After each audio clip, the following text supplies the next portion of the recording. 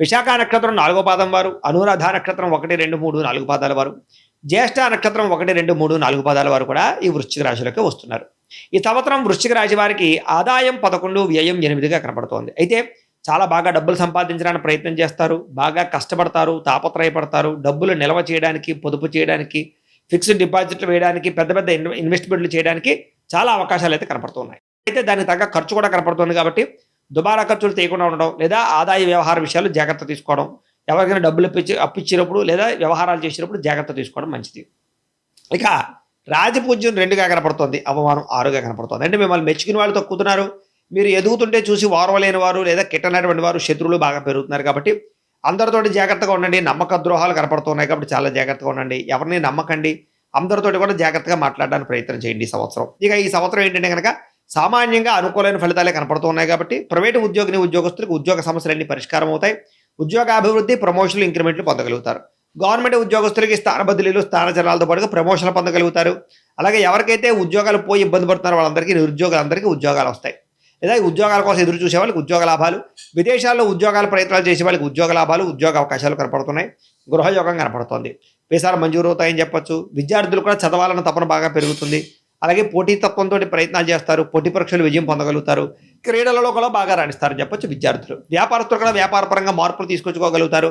నష్టాలు భర్తీ అవుతాయని చెప్పొచ్చు. వ్యాపారంలో ఆన్లైన్ పరమైనటువంటి వ్యాపారాలు కానీ, లేదా అనేక రకాల వ్యాపారాల ద్వారా ముందడుగు వేయడం కానీ, కొత్త వ్యాపారాలు ప్రారంభించడం కానీ, వ్యాపారాల్లో పెట్టుబడులు పెట్టడం కానీ బాగా లాభిస్తుందని చెప్పొచ్చు. ఈ సంవత్సరం వ్యవసాయదారులకి పంట లాభాలు కనపడుతూ ఉన్నాయి.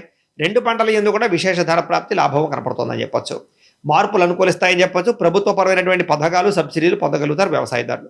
కళాకారులకి ఈ సంవత్సరం సన్మానాలు, అవార్డులతో పాటుగా మంచి అవకాశాలు రాబోతున్నాయని చెప్పొచ్చు. అలాగే రిలీజ్ అయినటువంటి సినిమాలు కానీ, వెబ్ సిరీస్లు కానీ, సీరియల్స్లో కానీ, లేదా యూట్యూబ్ ప్లాట్ఫామ్స్లో కానీ మంచి విజయం పొందగలుగుతారని చెప్పొచ్చు. చక్కని ఆర్థిక ప్రగతిని పొందగలుగుతారు. రాజకీయ నాయకులకి ఈ సంవత్సరం పదవులు కనపడుతున్నాయి. ఎలక్షన్స్లో ఎవరన్నా పాల్గొంటే కనుక మంచి మెజారిటీతోటి చక్కగా మీకు రాజకీయపరమైన పదవులు లభించే అవకాశం కనపడుతుంది. పై అధికారులు బాగా మెచ్చుకుంటారు, ప్రజల్లో గుర్తింపు తెచ్చుకుంటారు. ఈ సంవత్సరం భార్యాభర్తల మధ్య చికాకులు, గొడవలు తగ్గుతాయని చెప్పొచ్చు. అండర్స్టాండింగ్ తోటి ఉంటారు. దూరమైనటువంటి వాళ్ళు దగ్గరవుతారు. విడిపోయిన భార్యాభర్తలు తిరిగి కలిసే అవకాశం కనపడుతుంది. వివాహాల కోసం ప్రయత్నం చేసే వారికి వివాహ యోగ్యత, అలాగే సంతానం కోసం ప్రయత్నం చేసే వారికి సంతాన ప్రాప్తితో పాటుగా విదేశాలు వెళ్ళాలనుకున్న వారికి వీసాలు మంజూరయ్యే అవకాశాలు బాగా కనపడుతున్నాయి. నూతన గృహయోగం కనపడుతోంది. గృహం కట్టడం కానీ, కొనడం కానీ కలిసి వస్తుంది. క్రయ విక్రయాలు లాభిస్తాయి. భూములు కొనడం కానీ, అమ్మడం కానీ లబ్ధి కలుగుతుందని చెప్పొచ్చు. కొత్త భూములు కొనుగోలు చేసే అవకాశాలు ఉన్నాయి. ఈ సంవత్సరం విశేషంగా వ్యాపారాల యందు పెట్టుబడులు పెట్టినా, విశేషంగా ఫిక్స్డ్ డిపాజిట్లు, పాలసీలు చేసుకున్న బాగా లాభాలు కనపడుతూ ఉన్నాయి. అలాగే బంగారం యందు, వెండి యందు, భూముల యందు పెట్టే పెట్టుబడులు వృద్ధి అవుతాయి. షేర్లు, ట్రేడింగ్లో పెట్టిన డబ్బులు నష్టపోతారు. జాగ్రత్తగా ఉండాలి. ఈ సంవత్సరం కోర్టు సమస్యలు లేదా ఆర్థిక ఇబ్బందులు కొంచెం ఇబ్బంది పెట్టినా కూడా చాలా శాతం ఆ సమస్య నుంచి బయటపడగలుగుతారు. ఈ సంవత్సరం ఆరోగ్యం విషయంలో ఎక్కువ జాగ్రత్త తీసుకోండి. దీర్ఘకాలిక రోగాలు, అనారోగ్య సమస్యలు వేధించే అవకాశం ఉంది. అప్పుల బాధ నుంచి బయటపడడానికి బాగా కృషి చేస్తారు. చాలా శాతం రుణాలు తీర్చగలుగుతారు. నూతన వాహనాలు కొనుగోలు చేయడం కానీ, వాహనాలు మార్చడం కానీ కలిసి వస్తుంది. దూర ప్రయాణాలు కానీ, తీర్థయాత్రలు కానీ, కుటుంబంతో కలిపి చేసే ప్రయాణాలు కానీ మీకు సంతోషాన్ని ఇస్తాయని చెప్పొచ్చు. ఈ సంవత్సరం మీకు అదృష్ట సంఖ్య 9, 5గా కనపడుతుంది. కలిసి వచ్చే వారాలు సోమవారము, గురువారము, మంగళవారం మీకు బాగా కలిసి వస్తున్నాయి. అలాగే కలిసి వచ్చేటటువంటి రంగు కాషాయం రంగు మీకు బాగా కలిసి వస్తుంది కాబట్టి వీటిని వినియోగించుకోండి.